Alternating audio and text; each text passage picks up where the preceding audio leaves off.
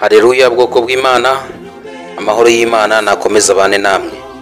Nkuko bisanzwe muri kumwe na Dusingizimana Kariste, dukomeje kwiga icyigisho cya 13 kitubwira ngo urukundo nirwo rusohoza amategeko. Urukundo nirwo rusohoza amategeko. Ejo twabonye ingingo yo kuwa mbere yatubwiraga uburyo amategeko n'urukundo bidasigana. Amategeko n'urukundo ni ibintu bigendana, kuko Imana yaduhaye kugira ngo tuyubahirize nkuko tuyasanga mu kuva igice cya 20 kugeza kwa 17, aho Uwiteka yahaye Mose amategeko ku bisate bibiri by'amabuye ngo abizanire ishyanga ry'Abisirayeli. Habayeho guhinda n'inkuba, nuko Abisirayeli batinya, bumva ko Uwiteka ariho avugana na Mose. Bityo rero kubw'urukundo rw'Imana yaduhaye amategeko kugira ngo tuyubahirize. Niyo mpamvu ingingo yo kuwa kabiri itubwira ngo amategeko arera. Amategeko arera. Amategeko arera, arakiranuka kandi ni meza. Ni ingingo yo kuwa kabiri ikomeje kutubwira ngo amategeko arera, arakiranuka kandi ni meza. Urukundo ni urufatiro rw'amategeko y'Imana, izina ry'Imana rabw'icyubahiro. Imana yereje amategeko iyo yereje urukundo. Iyo Imana yerereje amategeko iba yerereje n'urukundo. Iyi niyo mpamvu Yesu yapfuye kugira ngo akize abanyabyaha, kugira ngo abashe gushyigikira amategeko mu gihe anaducuncumurireho ubuntu bwe. Bityo rero yashoboraga kuba umukiranutsi kandi agatsindishiriza abamwizeye. Imana yatanze amategeko itumenaho ubuntu bwayo, itumanuriraho ubuntu bwayo, kugira ngo twese abariho tubarweho gukiranuka, ariko tubiherewe muri Kristo Yesu. Nibyo bita gutsindishirizwa n'ubuntu kubwo kwizera Yesu Kristo. Yesu Kristo yaritanze, arapfa mu cyimbo cyacu kugira ngo nge nawe mwene muntu twari tuzimiye duhabwa agakiza. Bityo rero amategeko ni meza kandi nayo guhabwa agaciro, kuko iyo dusomye mu Baroma igice cya 3:25 kugeza ku murongo 26 haratubwira ngo niwe Imana yashyiriyeho kuba impongano y'uwizeye amaraso ye, kugira ngo yerekane gukiranuka kwayo kwayiteye kwirangagiza ibyaha byakozwe mbere y'icyo gihe, ubwo Imana yabyihanganiraga. Imana yihanganiye ibyaha twakoze mbere y'uko Kristo amanikwa ku musaraba kugira ngo abambwe. Ibyo byaha Kristo cyangwa Imana yabinyujije muri Kristo, twebwe tubibabarirwa binyuze muri gitambo cy'Ikaruvari, aricyo Yesu Kristo umwana w'Imana yamanitsweho. Mbega kugaragaza urukundo muri ayo mategeko n'iryo somo. Amategeko ntabwo ateshwa agaciro n'inzira yo gucungurwa. Amategeko ntabwo ateshwa agaciro n'inzira yo gucungurwa, ahubwo gucungurwa gushimangira amategeko.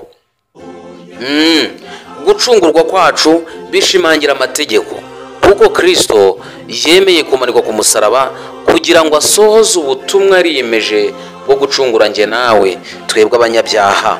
Niyo mpamvu mu Baroma igice cya 6 umurongo wa 1 kugeza kwa 3, n'Abaroma igice cya 7 umurongo wa 7 kugeza kwa 12, ariko cyane muri iryo mu Baroma igice cya 7 turibanda ku murongo wa 12.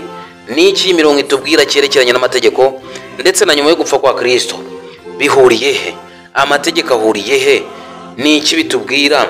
Mbese gupfa kwa Kristo ko bisobanuye iki? Bihuriye n'iri somo rivuga iby'amategeko. Kadusome mu Baroma igice cya 6 umurongo wa 1 kugeza kwa 3, haravuga ngo ubuntu ntibuduha uburenganzira bwo gukora ibyaha. Ubuntu bwa Kristo ntabwo buduha uburenganzira bwo gukora ibyaha. Haranditse ngo nuko tuvuga iki? Tugumye gukora ibyaha ngo ubuntu busage ntibikabeho. Mbese twebwe abapfuye ku byaha twakomeza kuramira muri byo dute? Ni muzi yuko twese babatirijwe muri Kristo twabatirijwe no mu rupfu rwe. Nuko rero kubw'umubatizo twahambanywe nawe mu rupfu.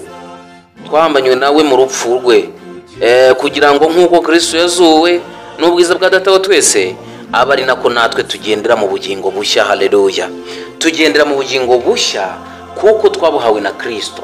Uwemeye kubatizwa wese n'uwari wizeye uwo mwana. Niyo mpamvu hano bavuze ngo ntimuzi yuko twese ababatirijwe muri Kristo Yesu umubatizo wacu ugomba kuba ushingiye muri Kristo Yesu, nta wundi muntu ushingiyeho. Haranditse ngo twabatirijwe no mu rupfu rwe, kuko umubatizo usobanuye gupfa ku cyaha, kandi kwiburuka mu mazi bisobanuye kuzukana na Kristo. Bityo rero amategeko ni umushorera utugeza kuri Kristo, kuko twese abemeye gupfa nk'uko Kristo yapfuye tubarwaho gukiranuka tubiherewe muri Kristo. Bityo rero igice cya 7 cyo mu Baroma cyo kitubwira uburyo amategeko atwara umuntu akiriho. Amategeko akugenga ukiriho, iyo wamaje gupfa nta tegeko riba rikigira gute rikikureba. Niyo mpamvu umurongo wa 7 kugeza wa 12 handitse ngo nuko rero tuvuga iki? Amategeko ni icyaha ntibikabeho. Niko Pawulo abaza. Icyakora simba naramenye icyaha iyo nakimenyeshwa n'amategeko, kuko ntaba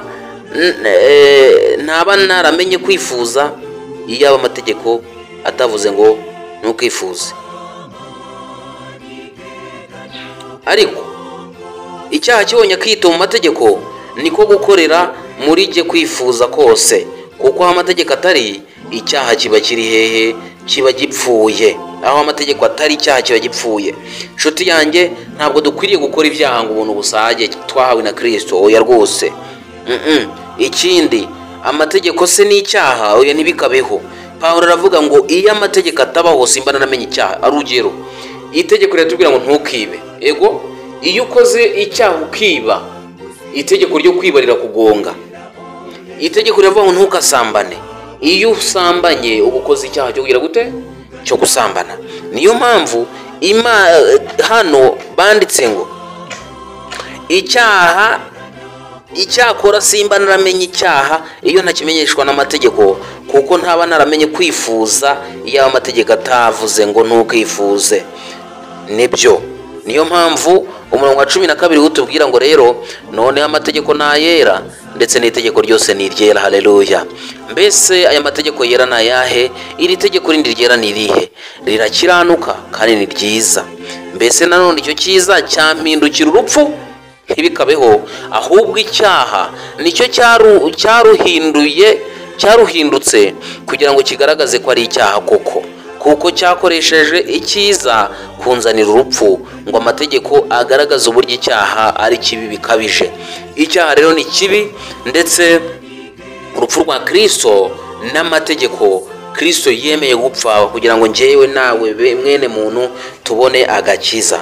Mu gihe abantu bamwe bizera ko ubuntu rero no gucungurwa bikuraho amategeko, Pawulo agaragaza ko tudakwiriye gukomeza gukora ibyaha kugira ngo ubuntu busage, ahubwo bari muri Kristo kubwo kwizera babatirijwe mu rupfu rwe, izina ry'Imana rihabwe icyubahiro, kandi bafatwa nk'abapfuye ku cyaha, kandi bakaba bariho ku bwande ku bwa Kristo. Abamaje gupfa, umva Bibiliya imbwira ko bahambanywe n'iruba rya kamere, abamaje gupfa ku narijye, ariko abamaje kuzuka bazukira mu bugingo bushya, aribwo bahabwa na Yesu Kristo. Amategeko y'Imana rero ntabwo ari icyaha, ahubwo tugaragariza icyaha ndetse n'ubunyacyaha bwacu. Amategeko ni indorerwamo umuntu wese akwiriye kwisuzumiramo, akareba niba akiranuka, akareba niba akora ibyo gukiranuka, kuko amategeko amenyesha icyaha kandi aduha gucika ku cyaha, kuko aratubangamira akatubuza gukora icyaha.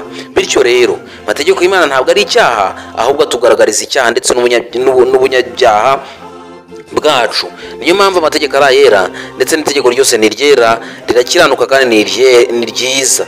Amategeko riragaragaza ko dukeneye agakiza no gucungurwa kurusha ikindi kintu cyose. Agakiza no gucungurwa bikomoka kuri Kristo wenyine. Haleluya. Agakiza no gucungurwa bikomoka kuri nde? Kuri Kristo Yesu wenyine. Niyo mpamvu twese abariho turiho muri Kristo Yesu, kandi tugendera muri Kristo Yesu. Niyo mpamvu amategeko agaragaza ko dukeneye agakiza no gucungurwa kurusha ikindi kintu cyose. Agakiza rero no gucungurwa nk'uko twabibonye bikomoka muri Yesu Kristo wenyine. Ntabwo duhinduza ubusa amategeko kwizera, ntibikabeho, ahubwo turayakomeza. Kwizera ntabwo kwasenya amategeko. Uko wakwizera kose ugomba kwizera Imana, ariko n'amategeko akaba ari ayera mu mutima wawe ndetse no muri rusange. yewe bibaye byiza byagaragara ku mutima bikagaragara hehe no ku mubiri, kuko amategeko ni ikintu cyinjira mu mutima kigasenya ibihome, kigasenya inzika, kigasenya kwifuza, kigasenya ibintu byose bifite aho bihuriye n'icyaha. Rero nshuti yanjye, nk'uko Pawulo bivuze, amategeko ntabwo tuyahinduza ubusa kwizera, ahubwo turayakomeza. Niyo mpamvu ntabwo Kristo yaje gukuraho amategeko, ahubwo yaje gusohoza ibyari byarasezeranywe mu mategeko ndetse n'abahanuzi. Bityo yashimangiye yuko ijuru n'isi kugeza aho bizashirira amategeko atazavaho inyuguti n'imwe cyangwa agace kayo gato, kugeza aho byose bizagira gute, bizarangirira.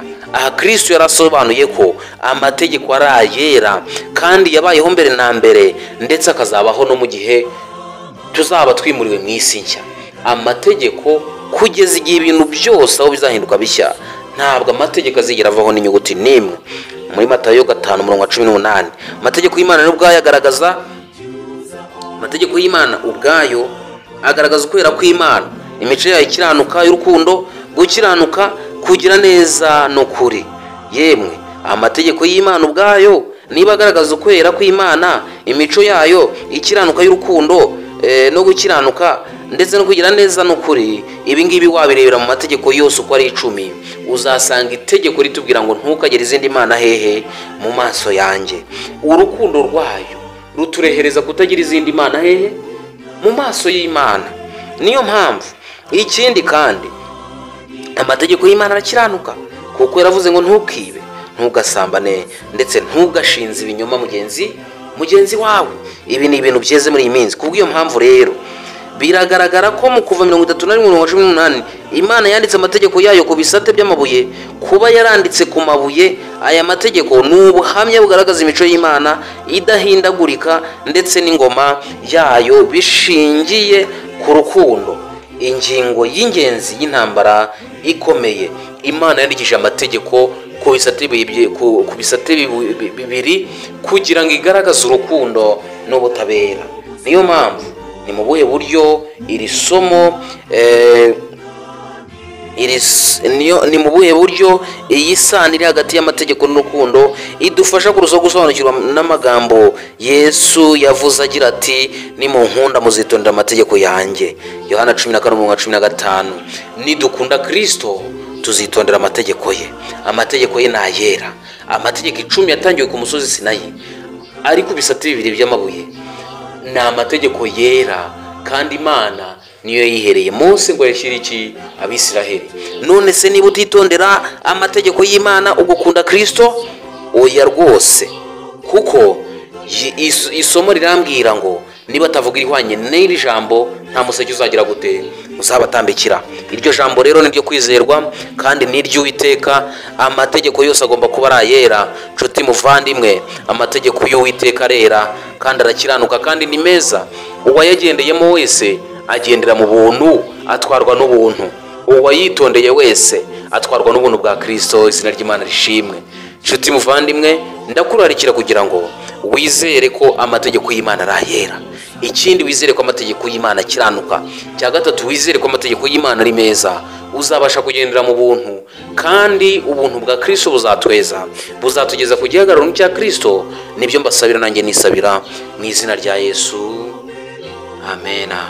Muganya kulungane amani kegana kulongosa musanyi kwego na kutukuza